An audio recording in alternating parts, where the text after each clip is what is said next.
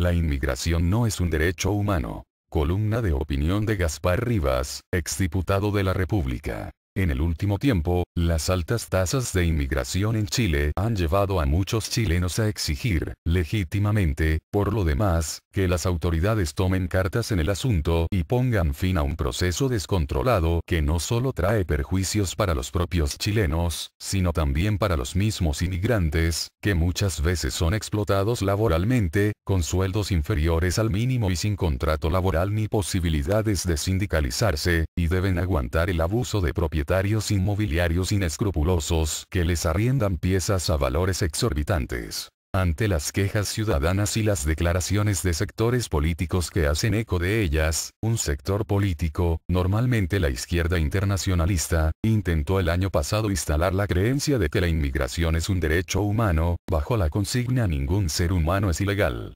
Con ello se pretende dar a entender a la ciudadanía chilena que, si un extranjero ha decidido venirse a vivir a Chile, el Estado chileno no puede bajo ningún pretexto impedirle entrar al país a instalarse a vivir y trabajar, en el entendido de que ello constituiría un derecho humano. Más allá del evidente intento de ganar el debate por la vía de emocionalizar el discurso, presentando a quien exige poner freno a la inmigración descontrolada como un verdadero canalla que le niega sus derechos humanos a su prójimo y que ilegaliza a un ser humano, esta consigna no tiene asidero jurídico ninguno. Según el texto de la Declaración Universal de Derechos Humanos, aprobada por el Pleno de las Naciones Unidas en 1948, los artículos que hacen referencia, real o aparente, a la migración son los artículos 13, 14 y 15. Así pues, el numeral 1, del artículo 13 de la citada normal internacional dispone que toda persona tiene derecho a circular libremente y a elegir su residencia en el territorio de un Estado. A simple vista, su texto parece ser categórico en permitir que una persona tiene el derecho humano a circular libremente por el mundo y decidir libremente instalarse a vivir en el país que le venga en gana, sin que el Estado en cuestión pueda hacer nada para impedírselo, pues se trataría de un derecho humano. Sin embargo, eso es falso. El numeral 1, del artículo 13 hace referencia a la libre movilidad dentro de un Estado, no entre Estados. Ello no solamente se puede verificar revisando las actas históricas que exponen la tramitación fidedigna del texto de la Declaración Universal, llevada a cabo en el seno de la ONU a finales de los años 40, sino que se puede corroborar haciendo un pequeño ejercicio. Si usted separa la parte final de la oración del numeral 1, esto es en el territorio de un Estado, y luego la coloca al principio de la oración, notará un cambio radical. En el territorio de un Estado toda persona tiene derecho a circular libremente y a elegir su residencia. ¿Se da cuenta ahora que el sentido de la frase inicial cambia radicalmente? Pues bien, ese es el sentido real que tenía el Pleno de la ONU cuando redactó el numeral 1. Ante cualquier duda, reitero, siempre se pueden consultar las actas históricas de la tramitación del texto original. Ahora bien, el numeral 2, del artículo 13 dispone que toda persona tiene derecho a salir de cualquier país, incluso del propio, y a regresar a su país.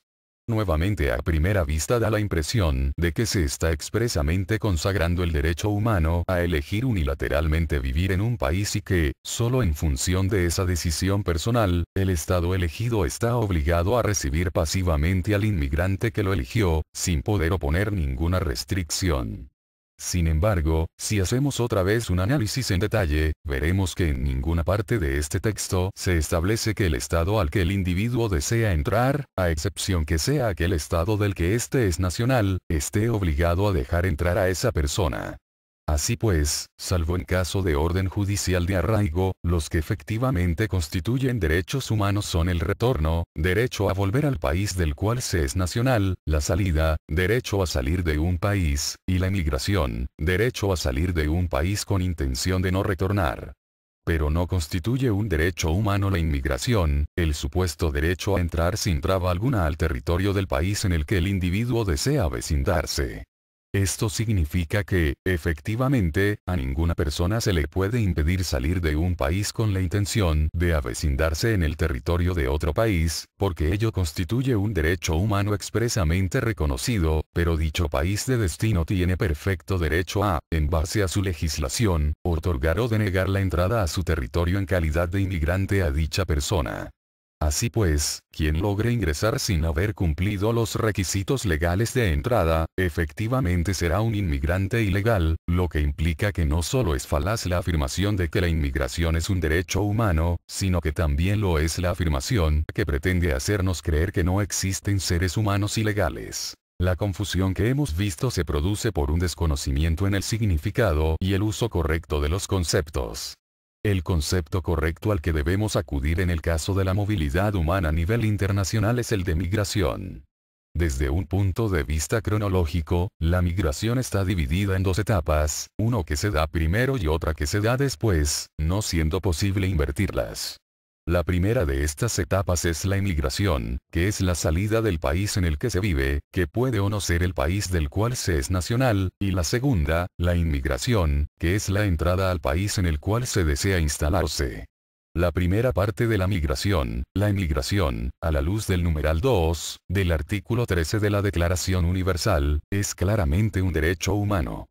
Pero la segunda parte de la migración, la inmigración, a la luz del mismo precepto claramente no es un derecho humano.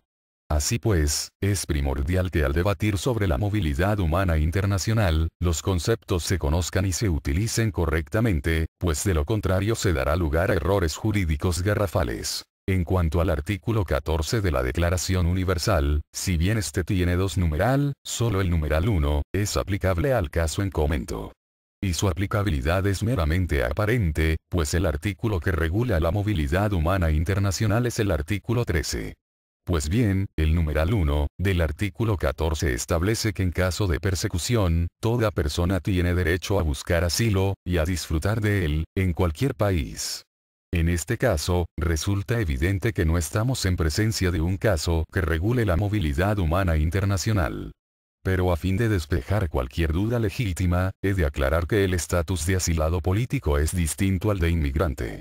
El asilado político no necesariamente viaja a otro país con ánimo de avecindarse en él, sino que lo hace primariamente con el ánimo de escapar físicamente de sus enemigos políticos. Por tanto, resulta incuestionable el hecho de que este artículo no se aplica al caso de una persona que meramente desea inmigrar, sin sufrir de persecución política.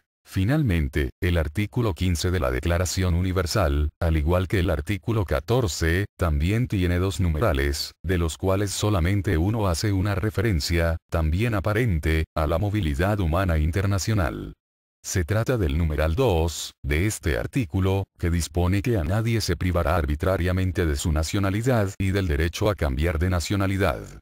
Este texto se refiere a aquella persona que cumple todos los requisitos legales impuestos por el Estado a cuya nacionalidad desea optar, uno de los cuales puede perfectamente ser la residencia legal en su territorio durante un determinado periodo de tiempo. Ahora bien, algunos de los sostenedores de la teoría de la inmigración como derecho humano pretenden ver en este numeral una suerte de mensaje oculto. De él desprenden que si una persona quiere migrar a un país para optar a la nacionalidad de dicho estado, no se le puede impedir entrar a territorio de este, pues se le estaría negando el derecho humano a cambiar de nacionalidad. Así pues, estos intérpretes consideran que en el numeral 2, del artículo 15 de la Declaración Universal, está tácitamente contenido el derecho humano a la inmigración. Sin embargo, hay un pequeño detalle que los intérpretes han dejado pasar. Los derechos humanos no nacen de la interpretación subjetiva, sino que son normas de derecho estricto, es decir, nacen a la vida del derecho de forma expresa, creadas por decisión del Pleno Soberano de las naciones que componen las Naciones Unidas y no por la simple voluntad del intérprete. Ello significa que un derecho humano no puede sacarse por conclusión. O el derecho humano está expresamente consagrado o simplemente no existe. Y aunque así fuese, de todas maneras tampoco se podría concluir del texto del numeral 2, del artículo 15 la existencia del derecho humano a la inmigración. Esto, pues el texto en cuestión dispone con total claridad un requisito a la privación del derecho a cambiar de nacionalidad. Esta debe ser arbitraria. Ello implica que un Estado perfectamente puede privar de manera no arbitraria a un individuo el acceder a su nacionalidad. Los requisitos legales de entrada a un país, que todo Estado está en título de disponer, no pueden ser per se considerados como elemento constitutivo de arbitrariedad. Es decir, el solo y mero hecho de establecer un Estado requisitos legales de entrada a su territorio no constituye arbitrariedad. Todo lento y el tema pasó por encima del gobierno anterior, hicieron varias cosas positivas, pero desde el punto de vista como de regularizar la situación, eso no se hizo, y este gobierno entró con decisión a regularizar, y eso me parece muy bien. Hay que entender que aquí hay una colisión de dos principios. Los estados tienen su derecho a regularizar y a expulsar, el derecho soberano de los estados, y también colisiona con el derecho de las personas de su libertad de movimiento. Y entonces cuando... Y por lo que me dice el jefe de bancada de diputados de la Democracia Cristiana, Matías Walker, que aquí tengo su WhatsApp, me dice, la indicación no impide la expulsión, solo considera para implementarla la integridad de la persona en el lugar donde será devuelta o expulsada. 2. El principio de no devolución es un principio de derecho internacional en el ámbito de los derechos humanos, ¿no?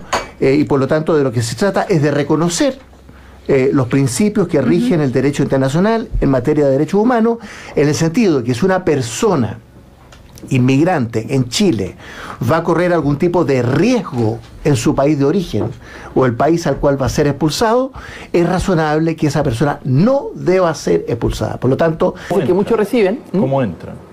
No, legalmente, por supuesto. Sí. Ahora, lo que pasa es que aquí hay dos debates. Uno es la migración legal y otro es la ilegal. Ya podemos hablar de la ilegal y cómo es posible combatir a las mafias que se dedican al tráfico de personas. Ambos se denomina irregular, no irregular, exactamente. Bueno, porque es una falta administrativa. Estoy solo diciéndole a ambos para la precisión técnica. Bueno, hablemos entonces de... Larga fila aquí en la extranjería chilena se repite a diario. Son cientos de personas que buscan regularizar sus papeles migratorios a pesar del incipiente hostigamiento que sufren de parte de grupos ultraderechistas. Especialmente en redes sociales, lo descargan todo su racismo. Racismo se tomó las redes sociales esta semana con proclamas xenófobas y delirantes teorías de la conspiración sobre los migrantes haitianos. Entender la migración como un derecho humano es precisamente lo que hace importante tener una nueva ley de migración.